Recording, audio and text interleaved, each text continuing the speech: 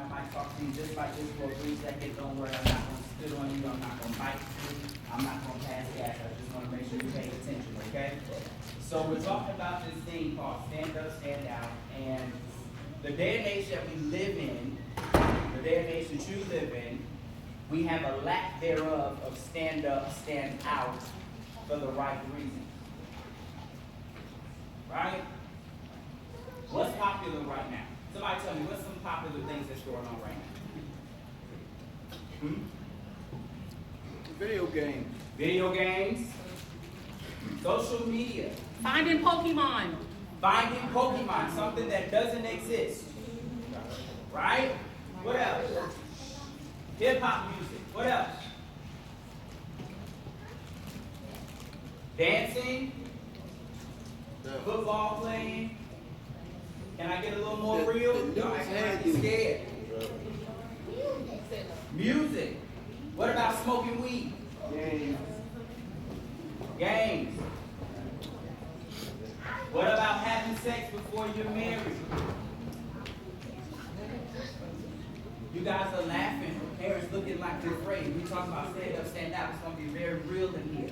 Because the reality is, if you don't talk to your child about having sex before they're married, if you don't talk to them about not smoking weed, there's a little boy at the school that's going to tell your little girl about having sex. There's a little girl that's going to tell somebody about why they should smoke weed. If you won't do it, if you won't dare to stand up to train your child in the way they should go so that when they get old, they won't depart far from it, then somebody else will tell them which way they should go. So the obstacle of today is to kind of recap all the things that we talked about and find out what is God's perception of it. Anybody know Jesus in here? If you know him, clap your hands. Anybody believe he's real? Clap your hands. Hallelujah. Anybody going to heaven? Clap your hands. I just had to do a quick little check, you know what I'm saying? Because you never know who you're sitting next to. Somebody might be a devil worshiper. Matter of fact, if you love the devil, be quiet.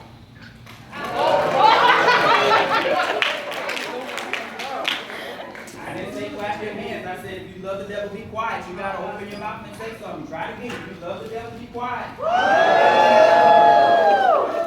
right, you got to know who you're sitting next to. You might be sitting next to Lucifer or Lucifer. You better check your roll. Check your table.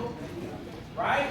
But there's this idea of does God have a perception of it? Does God have an opinion about everything we talked about? Is there a scripture that talks about it? Right? We learn about bullying here. We learn about eating healthy here. We learn about, going to school, staying away from drugs. But is there a scripture that references that? If you believe it, raise your hand. There is. There is. God has something to say about everything because the truth is, the earth is the Lord's and the fullness thereof. He created what you live in, what you occupy, what you do every day. God created it. It wasn't no Big Bang Theory. God created it. He spoke it and it became. That's the truth, non-negotiable.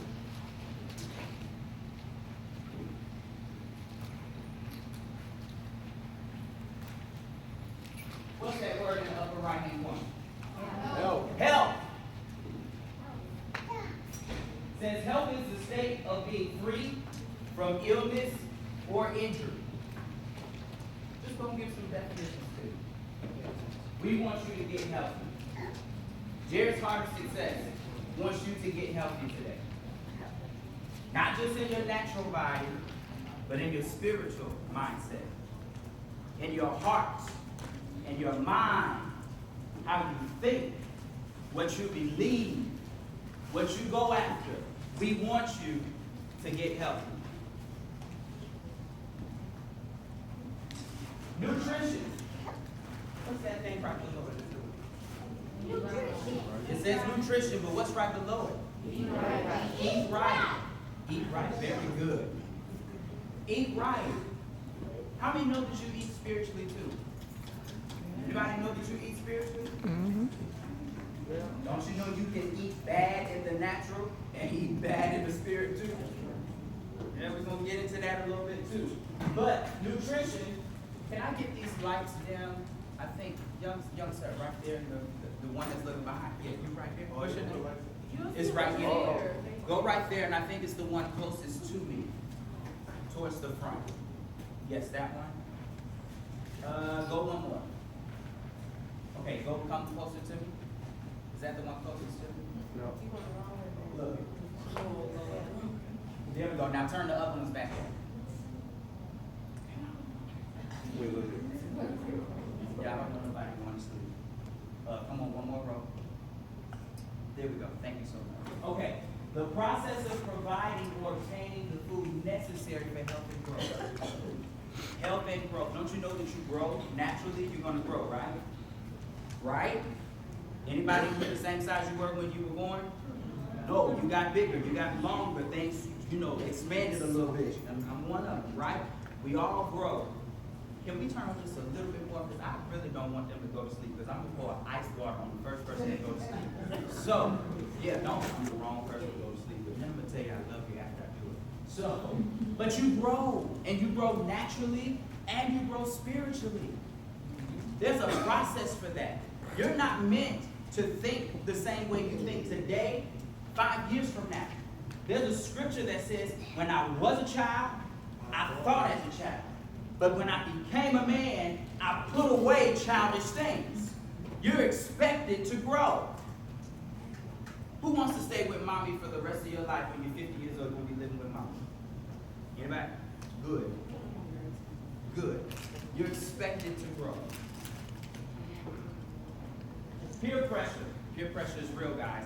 Peer pressure. It says influence from members of one's peer group. Guess what? Peer pressure never goes away. You're going to grow old. I'm 26 years old. I still deal with peer pressure. Anybody over 30 still deal with peer pressure? Be honest. Adults, raise your hands. If you still encounter peer pressure, it never goes away. So we're going to talk about how to deal with it now at your age. How old are you? 11 years old. I'm going to give you the key and the mystery on how to deal with peer pressure at 11 years old, so when you get to 26, you have it down pat.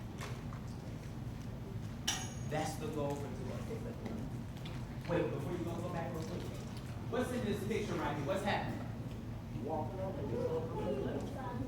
Somebody's falling off. Okay, very good. Observation. What were you going to say, sir? A bunch of people are jumping off of a bridge or off of a ledge. Very interesting picture for peer pressure, right? Still talking about stand up and stand out. Remember your mom used to say, if somebody else jump off a bridge, you jump with them. That's what that looks like. A bunch of crazy people who are just doing stuff, giving their lives away. Not remembering what's important, what matters most. And that's what happens when you don't stand up and stand out. You look like everybody else. You do the crazy things that everybody else does and don't even know why. Look at the one that's about to walk off. You look like he's just taking a normal step and has no idea that he's about to look like the one.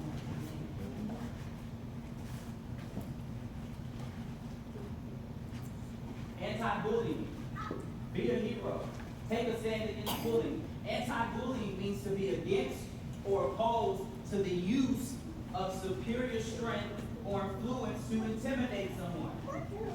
Typically forcing someone to do something they don't want to do. Anybody ever been bullied before? I have. Somebody try to make you do something you don't want to do. They try to intimidate you. I remember one time my mom, she's here. I had just started going to school. I think I was in kindergarten, my first year going to school. And I had a friend that week that stayed down the street from me. She was a girl, she was very pretty. And I gave her my lunch money. She asked me for my lunch money, and guess what I did? I said, here you go. Her mom came to the house, talked to my mom and said, Ebony has something that belongs to Percival. What is it? She said, it's money. My mom, she said, what did you do? How how she get your money? I said, she asked me for it, so I just gave it to her. Because she was bigger than me. She's laughing because she knows what she looked like. But she was bigger than me. I don't want no confrontation. You want the money? Hey, have the money. I said, before you give me one of them, you just go ahead and eat you something. I'm good on that. Alright, I don't want to do that because I ain't supposed to find a female. So, you know, I don't want to have to restrain myself, so just go and take the money. But she intimidated me. And so I did that. There were many other times when people tried to bully me. And I'm not ashamed to say that I dealt with it. But at some point, you have to make a conscious decision to stand up and stand out. Etiquette, we talked about that. It's just the customary code of polite behavior in society. What do you think about when you see this picture right here in the upper right hand corner? What do you see? Is that you? What'd you say? Problematic? Proper manners. Very good. What else do you see? What comes to mind? Respect. What else?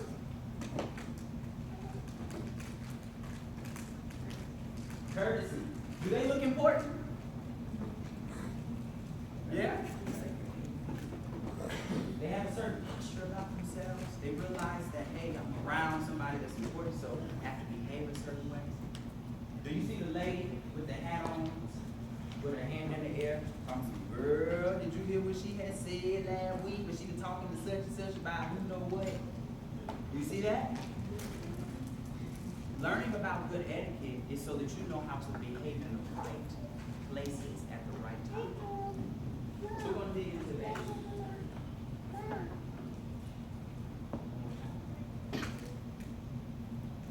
What does God say about all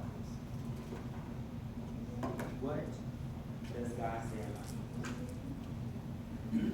Does he have an opinion? Yeah. Is it in his word?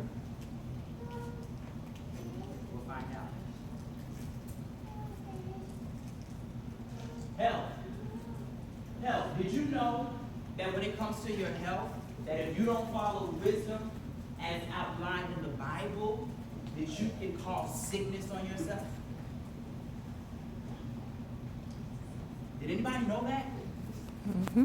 That not following wisdom that's in the Bible can cause you to become sick just because you won't accept good advice. That's what wisdom is, good advice. For instance, somebody give me something that your mom may have said as good advice one time. Yes, ma'am. You don't know anything? Think about it. When it's cold outside and we get ready to go outside, what does mama say? Put your hat on. Put on a jacket. Before what? Before you catch a cold. If you don't put on that jacket and you go outside enough days without that jacket, what's going to happen? You're going to get sick. You're going to get sick. That's right. What does getting sick look like? A cold, but it's like a slow, gradual kind of thing, right? So at first, your nose start running. Then you start getting the sniffles, right? Then you might start sneezing. And so now you got the sniffles, your nose is running, you're sneezing, now you got phlegm, so you're coughing, so your throat start hurting. Then you get a fever. Now you can't do nothing. You want to lay down all day. Don't want to eat. That's what it looks like. Words of wisdom, according to the Bible, are a curative remedy. It's a medicine for deliverance. We're not just talking about health like in your body, we're talking about mental health too. Mental health. What you think about yourself. Your heart health, right? How many of you have ever been hurt before? Anybody ever hurt your feelings? At some point, somebody has. If they haven't, they will. But Scripture says that wisdom, words of wisdom can heal that hurt of your heart. Words of wisdom can make you feel better about yourself. If your sickness